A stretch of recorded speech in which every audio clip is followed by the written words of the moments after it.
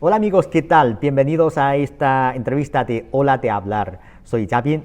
Hoy, con mucho placer, conversaré con la señora Nora García, miembro del comité organizador de No Cold War. Hola Nora, ¿cómo está?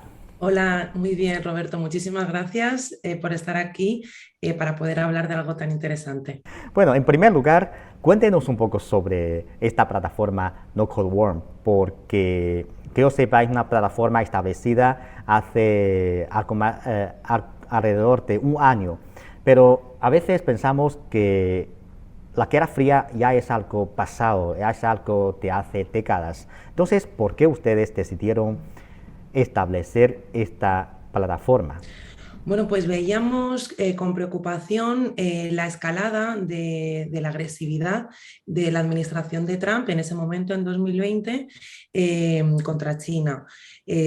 Obviamente, estas tensiones a nivel de comercio y también en esta competición tecnológica, pues vienen de antes. Pero ha habido un momento con la administración Trump, en concreto justo antes de las elecciones, en donde, claro, estaba muy preocupado con el contexto del COVID y, bueno, Trump directamente empezó a hablar del virus chino, empezó con una estrategia, pues a lo mejor intentando encontrar votos con un enemigo externo. Veíamos que además esto viene dentro de un marco en el que, bueno, pues también Trump y hace que el gobierno de Estados Unidos se alejan de la ONU y de los tratados internacionales, sale del Acuerdo de París, del cambio climático, del Tratado de Proliferación de Armas Nucleares. Entonces, bueno, pues vemos que hay ese giro muy radical, aunque sí que es verdad que viene de un proceso de tensiones y en el contexto de la pandemia, pues vemos ya encima que hay pues eso, esos tintes también racistas y una comunicación muy agresiva hacia lo que es el mundo occidental. Y ahí, pues bueno, pues nos juntamos un grupo de compañeras y compañeros a pensar juntas en qué podemos hacer, porque esto pues veíamos que era algo muy peligroso y queríamos hablar con la gente sobre esto. Esta Guerra Fría existe. De hecho, este octubre la CIA, bueno, pues ha anunciado que va a hacer un nuevo centro, ¿no? de espionaje, de desarrollo de inteligencia, de despliegue de fondos, de gente, formar en gente en mandarín. Es decir, que incluso, de hecho creo que era en el Financial Times o en el Washington Post, no me acuerdo, gente de la CIA decía que esto mismo lo recordaba a la Guerra Fría. Esta Guerra Fría no termina con Trump, sino que, como vemos con este ejemplo, es continuada por Biden. Y la diferencia es que Trump tenía como un enfoque más de America First, es decir, Estados Unidos primero, y Biden sí que busca aliados. Busca aliados en el G7, busca aliados en la OTAN, en el G20. Pero básicamente ha seguido en esta dirección en el que definen a China como un desafío sistémico y una amenaza, ¿no? Eh, Cuando hablamos de Guerra Fría, hablamos de algo, como tú decías, que nos recuerda al pasado. ¿Por qué? Porque Estados Unidos, cuando ve su hegemonía puesta en disputa, no es capaz de vivir en un mundo que no sea propiedad suya, en donde no haga simplemente lo que designe el propio gobierno. Y entonces, claro, esto nos recuerda a un momento en el que había, pues es verdad, dos partes del mundo o dos polos en el mundo que estaba donde había pues esa legitimidad en disputa. Y ahora que tenemos, tenemos a China, que obviamente no es la Unión Soviética, que tiene un marco de pensamiento que va hacia un mundo multipolar, que tiene una mentalidad diferente del win-win, en donde, bueno, pues el éxito de uno no es la derrota de otro, y vemos que estamos en esta disputa a nivel internacional y que vemos también que hay, cuando hablamos de No Cold War, es porque vemos que después de una guerra fría puede haber una guerra caliente. Y también, pues bueno, la plataforma considera que tenemos que hablar con la gente, desarrollar este debate público para que pensemos realmente como pueblos cuáles son nuestras prioridades, ¿no? Esa cooperación, pues la lucha climática, superar la pandemia, y ese es el marco en el que trabajamos. Claro, claro. Ahí en España o en los países europeos, las opiniones de ustedes cuentan con muchos apoyos. Bueno, realmente sí. Bueno, primero, Europa no es la Unión Europea. Sí que, sin embargo, sí que queríamos destacar que esta lucha del sentido común y de los apoyos es una lucha en disputa, es un elemento en movimiento en donde obviamente hay agentes de cara a la opinión pública, pues medios de comunicación, influencers, etcétera, que obviamente necesitan un sí del pueblo para también participar en esto. Y eso es un obstáculo en Europa. De manera concreta, tenemos una encuesta de enero de 2021 realizada por el Consejo Europeo de Relaciones Exteriores, en donde básicamente el resultado es que el pueblo europeo dice que China será más poderosa que Estados Unidos dentro de una década, pero que querría que sus países se permanecieran neutrales en este conflicto entre las superpotencias.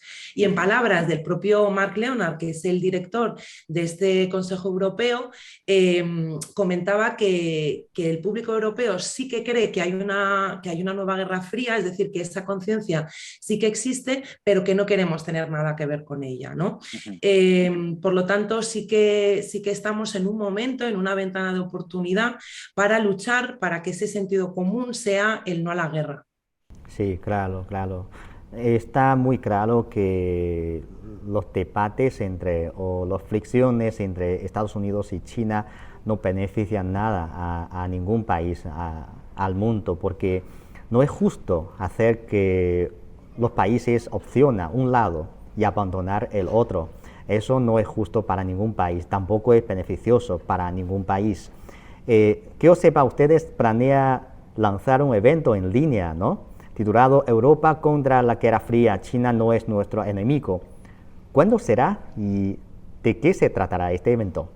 Pues en este evento será este sábado a las 12 horas de Madrid y creo recordar que son las 6 de la tarde en Pekín, si mis cálculos son correctos. Pues es un evento en donde incorporamos multitud de voces, hemos conseguido ponentes de 9 países distintos para hablar no solamente de Estados Unidos y China, sino cuál es el rol de Europa, cuál es la coyuntura y cuáles los riesgos y la situación que tenemos en juego.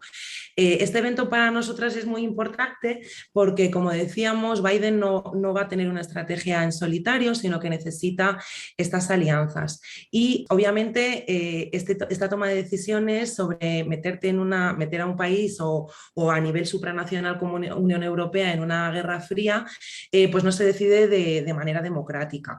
Biden ha bloqueado, de hecho, un proceso muy interesante de colaboración entre China y la Unión Europea, que bueno, pues se basa en acuerdos comerciales, en también desarrollo tecnológico, elementos que son muy beneficiosos para nuestros pueblos. Y entonces, bueno, pues muchas veces la Unión Europea, dentro del rol de la geopolítica, no tiene una política de asuntos exteriores propia y consideramos que estamos con...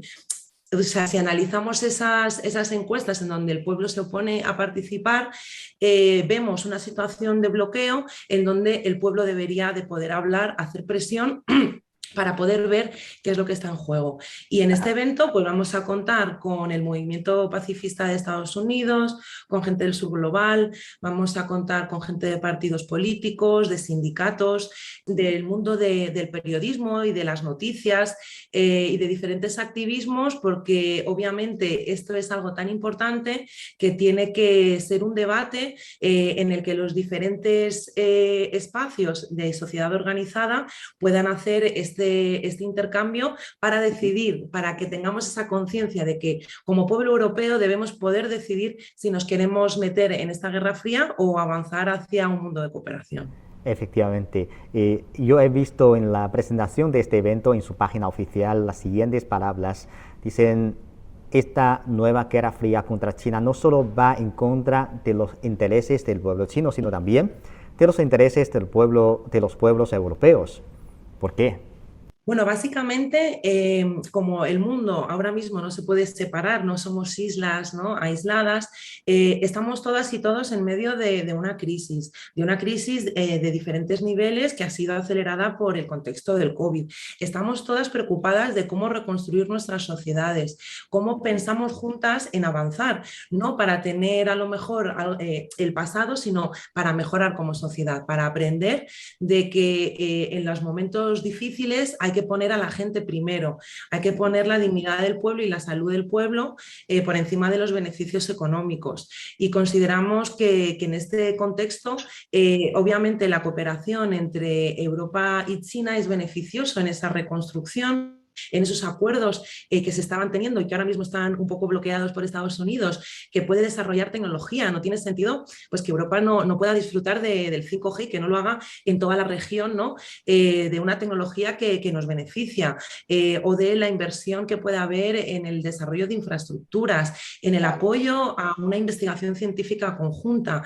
Es decir, estos son nuestros intereses, estos son nuestros dilemas.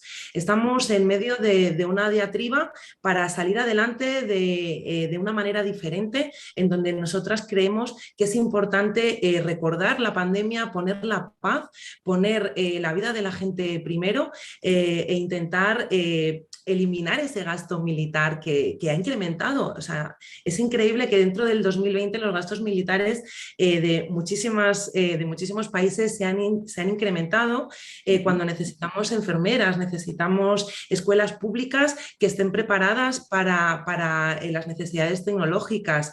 Necesitamos repensar también el mundo del trabajo en medio de una situación crítica en relación con el planeta. Tenemos que repensar qué es lo socialmente necesario para salir adelante. Todo eso necesita nuestro esfuerzo, el esfuerzo de nuestros gobiernos y también una inversión de recursos reales en la gente. Y toda esta situación lo bloquea, lo distrae y al final genera prioridades que no son las nuestras. Por eso en este evento decimos que China no es nuestro enemigo y que tenemos que enfocarnos a una reconstrucción que nos permita vivir en paz. Efectivamente, lo que nosotros hemos visto es que parece que Washington está intentando de establecer una alianza que según Estados Unidos tiene valores comunes con sus aliados europeos para contrarrestar a China. ¿Cuáles cree que son las razones fundamentales por las que Estados Unidos insiste en reprimir a China en todos los aspectos? ¿Es verdad que la diferencia de valores es la razón o hay otras razones fundamentales? Bueno, a mí me gustaría que reflexionáramos también de manera conjunta en algunas palabras. Es decir, yo hay veces que cuando la gente habla de valores me pierdo un poco. Además que con quién buscamos valores. Buscamos con valores con quien conocemos. Y yo creo que hay un gran desconocimiento sobre los valores del pueblo chino, y sus sensibilidades, sus historias, ¿no? Sus herencias. Por lo tanto, creo que si hablamos de valores deberíamos de conocer cuáles son los valores de China, que a nivel pues, militar no es rodear Europa y rodear Estados Unidos, cosa que sí que está haciendo, bueno, pues por ejemplo el último tratado, ¿no? AUKUS con Inglaterra y con Australia, ¿no? En la parte sur de China, y entonces ahí vemos una gran diferencia en valores, ¿no? Porque los valores deben de poderse medir no solamente en palabras. Por lo tanto, hay cosas que comparten Estados Unidos y Europa, pero que lo que comparten son sus gobiernos. Es decir, los valores de Estados Unidos, ¿cuáles son? Los de estar 20 años en Afganistán y dejar un pueblo pobre, un pueblo con una posibilidad de desarrollo absolutamente mínima, que no puede cubrir sus derechos, con una falta absoluta de democracia. O también son los valores, ¿no? Porque yo vivo en Madrid y recuerdo cuando Aznar se incorporó a la guerra de Irak, a toda esta estrategia en Oriente Medio. Esos no son los valores de Europa, esos no son los valores del pueblo europeo. El pueblo europeo no quería tampoco esa invasión en Libia. Por lo tanto, hay países que tienen récords de guerras, ¿no? por la democracia, por valores, por defender cosas absolutamente intangibles, pero cuando lo medimos se miden en muertes, se miden en destrucción y se miden en que el mundo termina estando un poquito peor. Por lo tanto, aquí los valores que nosotras reivindicamos son los valores de los pueblos que salieron a la calle contra la guerra de Irak, contra la guerra de Yugoslavia, contra la OTAN, que han salido en solidaridad con Palestina, que están preocupadas y han salido a la calle con la situación de represión en Colombia. Consideramos que el pueblo de Europa es un pueblo solidario, es un pueblo que en muchísimas ocasiones ha dicho que no y ha buscado esa conexión con el resto de países europeos para decir a sus gobiernos que sus valores son la paz y no son la guerra. Por lo tanto, en la disputa de los valores no lo debemos de medir y debemos de ver que nosotras nos referenciamos obviamente en los valores de la gente común, de la gente de la calle. Y por otro lado, obviamente, cuando hablamos de elementos abstractos, pues aquí podemos llenarlo con... Estamos escondiendo otras razones. Estas razones básicamente es que a Estados Unidos pues, no le sienta muy bien la competencia y el riesgo de no ser la primera potencia del mundo. Estamos hablando de que esto es una batalla por el dinero. Es una batalla por ocupar los primeros rankings en influencia a nivel internacional. Y esto lo que evidencia es que Estados Unidos es un país que no es capaz de vivir con el resto de países, que no es capaz de respetar y dialogar desde la igualdad y desde el respeto a los demás en cómo trabajar juntas. Por lo tanto, consideramos que esa excusa de los valores lo que oculta son esos intereses económicos que en el fondo lo tienen además muy complicado porque hay unos ámbitos en donde China es de manera, no sé, sin ningún tipo de opinión, sino de manera real que está más avanzada que Estados Unidos. Y eso no debería de ser un problema. Por lo tanto, ahí habla un poco de a qué valores se refieren ellos. Sí, claro, yo creo que no solo para el pueblo de Europa, sino el pueblo de todo el mundo, nuestro interés consiste en un mundo de paz, en cooperaciones, en conocimiento mutuo, en vez de los conflictos, los debates, incluso las guerras. Eso no beneficia nada para el pueblo de ningún país. Entonces, ahora tenemos que enfocarnos en las verdaderas amenazas o problemas existentes en el mundo. Entonces, para ustedes, ¿cuáles son las verdaderas amenazas o problemas que estamos enfrentando en el mundo de hoy? ¿Qué es lo que necesitamos hacer o enfocar nuestro esfuerzo para un mundo mejor? Bueno, claramente estamos en un punto dramático para salvaguardar la vida en el planeta. Obviamente la paz es condición sine qua non para cualquier otro elemento. Para poder afrontar una pandemia, para poder afrontar una crisis climática, tenemos la paz como precondición. Es decir, necesitamos entender que aparte... bueno, que no sé, en noviembre tenemos la COP, es decir, esta conferencia ecologista en Glasgow, y estamos millones de personas de acuerdo en que tenemos que dar un rumbo a nivel global. No sé cómo decirlo, hay algunos elementos que tienen que ser prioritarios. No vamos a poder desarrollar vida, no vamos a poder existir si no existe el planeta. Por lo tanto, es muy importante también entender que esto y la guerra tienen una relación fundamental. Para poder subvencionar la guerra, para poder desarrollar las armas, hace falta el extractivismo, la explotación de recursos naturales, algo que debemos de parar. Debemos de cuidar el planeta, debemos de curarlo, debemos de enfocarnos en eso. Por otro lado, con respecto al cambio climático y el gasto militar, debemos también de entender que hay una relación intrínseca. Es decir, cuando llega una bomba a Gaza, esa bomba destruye el suelo, lo hace infértil y no se puede cultivar. Contamina el agua de la gente. Esa gente en Gaza, ¿cómo se va a lavar las manos o beber o hidratarse o alimentarse en medio de una pandemia? Es imposible. Claro. Por lo tanto, la guerra destruye el planeta en sí mismo y es algo que parece muy sencillo de explicar, pero debemos de tenerlo incorporado en todos los acuerdos internacionales. Por otro lado, el ejército de Estados Unidos es el primer agente contaminante del mundo en gases invernaderos. Esta inversión del gasto militar estadounidense va en contra de salvar el planeta, no solamente que distrae de lo que son las prioridades. Por lo tanto, es necesario que para vivir en un mundo en paz entendamos que tenemos también que trabajar con el ecologismo, tenemos que pensar en cómo desarrollar la alimentación, tenemos además un montón de cosas de las que podemos aprender de China en vez de confrontar con ella.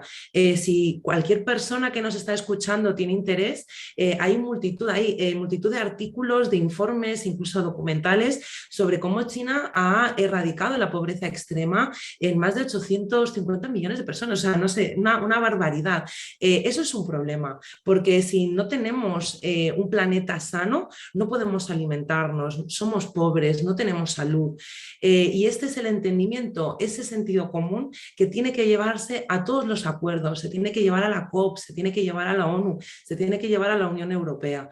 Así que, bueno, pues esperamos que podáis participar en el evento, a quienes nos estéis escuchando. Queremos obviamente agradecer muchísimo a CGTN el poder estar hablando aquí en nuestro idioma con vosotras, a pesar de la distancia, generar esos diálogos para aprender y para escucharnos y entender que tenemos muchas cosas antes que la destrucción y la confrontación. Claro, Nora, es para nosotros un placer conversar con usted sobre este tema. A veces estos temas son un poco pesados, pero yo creo que es necesario y es significativo que hablamos sobre estos temas. Hay que aclarar que hay tantas prioridades que tenemos que hacer, hay tantos problemas que tenemos que enfocar para esforzarnos para enfrentar, pero estas cosas sin duda no deben ser las confrontaciones, no deben ser las cosas de que un país reprime a otros países, sino que hay que juntar los esfuerzos para que todos buscamos una vida mejor de todo el ser humano. Claro, muchas gracias, es un gran placer conversar con usted. Muchas gracias, que tenga mucho éxito en el evento. Muchas gracias, Roberto. Muchas gracias, adiós.